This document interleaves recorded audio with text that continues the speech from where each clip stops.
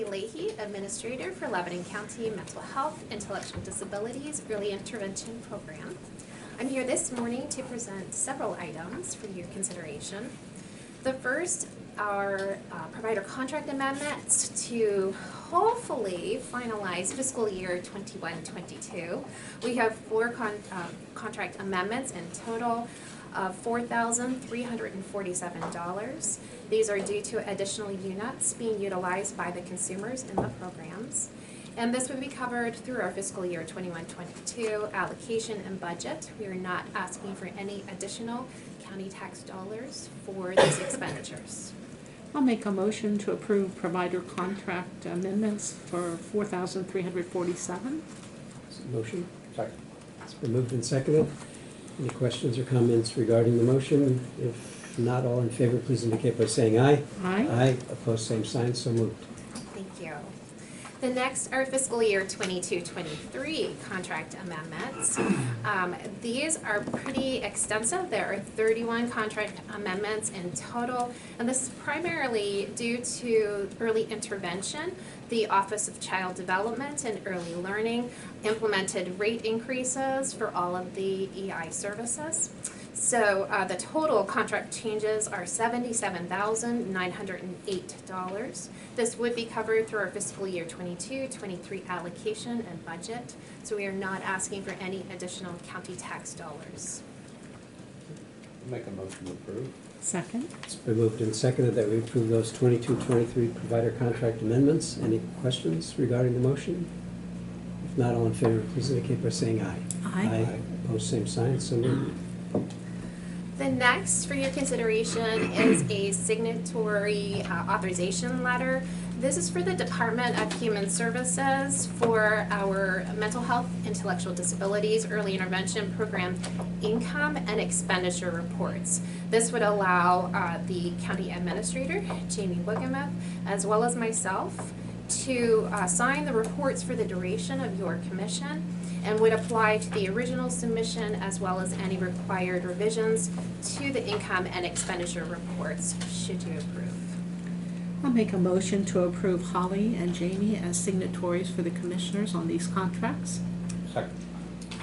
It's been moved and seconded. I have a question. Does it require both or is it either?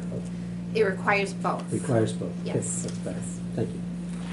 Any other questions regarding the motion? If not, all in favor, please indicate by saying aye. Aye. Aye. Opposed, same sign. So moved. And then finally, I have one more signatory authorization letter.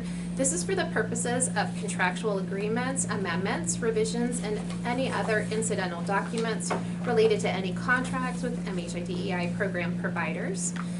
Should you approve, the authorization would be for myself to sign those documents. I would present those documents to you as I normally do, and any revisions over 10,000 would not be signed before you would approve those contracts. Motion to approve that authorization. Second. It's been moved and seconded that we approve that motion. Any questions regarding the motion? If not, all in favor, please indicate by saying aye. Aye. Opposed, same sign. So moved. Holly, thank you. Thank you. Thank you, Holly. Do one more thing, and Yes. I didn't talk to Holly ahead of time, so this is a surprise. Could you first talk about the cottage? First, Sure. remind everyone what it is and what we've been doing to renovate it here for the last few months, and you're almost done. Yes. So let us know, where that is in the process and what your timeline is to start to utilize it. Okay. So we are really excited about the Cottage. We're calling it the Cottage. It will be for individuals that have been released from our county jail system that have served their sentence and simply need a home to transition back into our community. The Cottage would allow for 3 individuals to have that opportunity, and they would be able to stay in the Cottage for up to 1 year. This would allow them time to, if they have any fines or things that they need to pay off, this would give them opportunity to obtain a job, get integrated back into the community, and pay back those fines so that they would be able to go to another, more long-term housing alternative housing arrangement. And we would certainly assist those individuals in locating any alternative housing. We also have a provider that will be working directly with those individuals during their time at the cottage. So they will have a very high level of monitoring and oversight during their time at the cottage, as well as when they integrate into alternative housing. The cottage is moving along very well. So it was planned to be completed by December 1. I think we're right on target to have the cottage, all those renovations completed by December 1. If you go by the outside, it's pretty much completed. It looks, yeah, we're super excited about the exterior. But if you go inside, it's really exciting as well. All the flooring has been done, all painting. They're installing the kitchen as well as the bathroom as well. And I think we're really, really on target to have those renovations completed. Definitely by the end of December. We're working on the things for inside now. So the furniture and everything that's necessary for them to move into the home. So that's currently what we're working on is really providing all of those things. So it's kind of a balance with the home and when it's going to be completed and when we can actually start moving things into the home. But this satisfies all the requirements of a home plan for, yes, so they can leave when they're supposed to leave, rather than having to wait till they figure out where they're, how they're going to present a home plan when they may not have too many options. Yes, absolutely. And so this would be for individuals that do have serious mental illness and or maybe they have intellectual disabilities as well. They could have a previous history of substance use, but they cannot be currently using any illegal substance uses. So that would not be allowable. So we're really excited. We do plan to have an open house once it's all completely ready. And then in the meantime, we'll be working on referrals and accepting individuals into the cottage. I think the neighbors would like that, to have the open house. They were at first a little apprehensive and came around, so. Yes.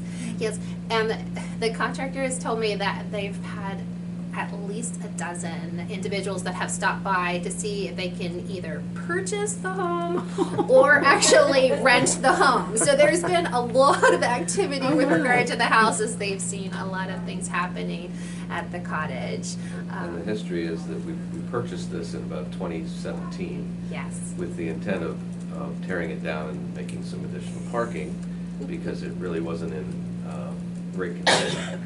And so that parking need subsided a bit, and then this opportunity came along. Holly was able to find some funding outside of the county's regular funding or general fund or her state funding, even outside of that, and started in June or July. July of last year, yes. No, I mean the work started. The work started, yes, yeah. in June, yes. So yeah, it really looks great. I mean, I haven't been in for a few weeks, but I've driven by it. It really looks good.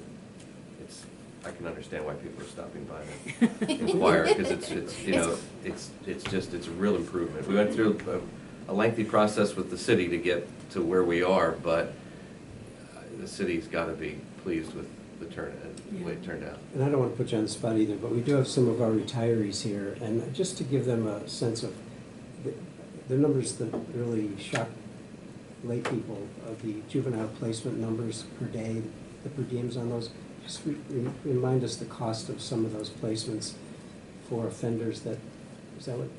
I'm sorry, not. She'd have those. No. I wouldn't have those numbers, right? I thought she was in with Audrey.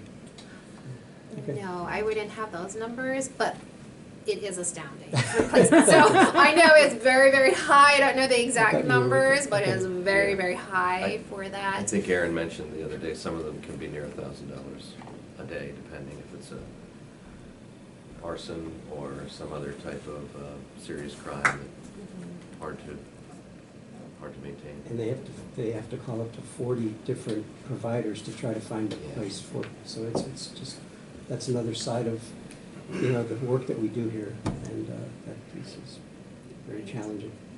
All right, Holly. Well, thank you. Okay, thank you so much. Have a good day. Thank you, Holly. All right.